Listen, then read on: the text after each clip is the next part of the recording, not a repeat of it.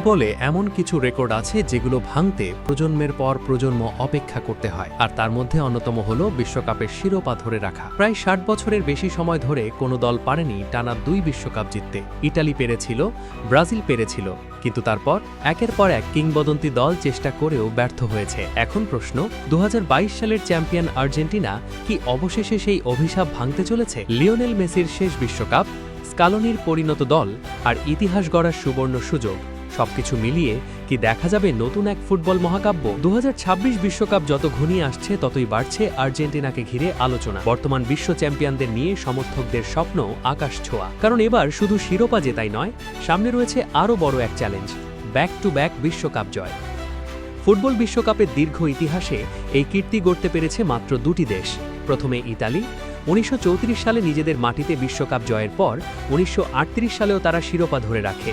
এরপর প্রায় ২ দশক পরে ব্রাজিল ১৯৫৮ সালে এবং ১৯৬২ সালে টানা ২ বিশ্বকাপ জিতে ইতিহাসের পাতায় নিজেদের নাম লেখায়। কিন্তু আশ্চর্যের বিষয় হল, এরপর কেটে গেছে ৬ দশকেরও বেশি সময়, অথচ আর কোনো দল পারেনি সেই রেকর্ড স্পর্শ করতে। অনেকেই খুব কাছাকাছি গিয়েছিল।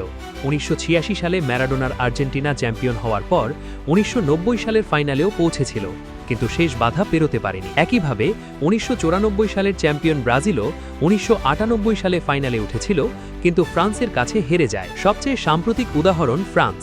২০১৮ সালে বিশ্বকাপ জয়ের পর ২০২২ সালেও ফাইনালে উঠেছিল এমবাপ্পের দল। অনেকেই ধরে নিয়েছিলেন তারা হয়তো ইতালি ও ব্রাজিলের পাশে নিজেদের নাম লিখবে, কিন্তু সেখানে বাধা হয়ে দাঁড়ায় লিওনেল মেসির আর্জেন্টিনা। রুদ্ধশ্বাস এক ফাইনালে টাই ব্রেকারে জিতে বিশ্ব চ্যাম্পিয়ন হয় আলবিসেলেস্তেরা। আর এখন সেই আর্জেন্টিনার সামনেই সুযোগ ইতিহাসের তৃতীয় দল হওয়ার। এই লক্ষ্যকে সামনে রেখেই স্কালোনি তৈরি করেছেন একটি ভারসাম্যপূর্ণ ও অভিজ্ঞ স্কোয়াড।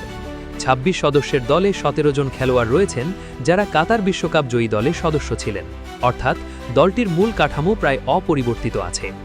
স্কালোনির সবচেয়ে বড় শক্তি হল ধারাবাহিকতা। গত কয়েক বছরে ইনজুরি বা অবসর ছাড়া তিনি খুব বেশি পরিবর্তন আনেননি, ফলে খেলোয়াড়দের মধ্যে বোঝাপড়া এখন অসাধারণ পর্যায়ে পৌঁছেছে। আরেকটি বড় বিষয় হলো, এটি সম্ভবত মেসির শেষ বিশ্বকাপ, তাই পুরো দলই চাইবে অধিনায়ককে স্মরণীয় বিদায় উপহার দিতে। বিশ্বকাপের জি গ্রুপে রয়েছে আর্জেন্টিনা। ১৭ জুন আলজেরিয়ার বিপক্ষে ম্যাচ দিয়ে শুরু হবে তাদের অভিযান। এখন দেখার বিষয় একটাই, ইতালি আর ব্রাজিলের পাশে কি নিজেদের নাম লিখতে পারবে আর্জেন্টিনা, নাকি ব্যাক টু ব্যাক বিশ্বকাপ জয়ের স্বপ্ন আবারও অপূর্ণ থেকে যাবে? উত্তর মিলবে আগামী কয়েক সপ্তাহেই। তবে ইতিহাস গড়ার মঞ্চ ইতোমধ্যেই প্রস্তুত।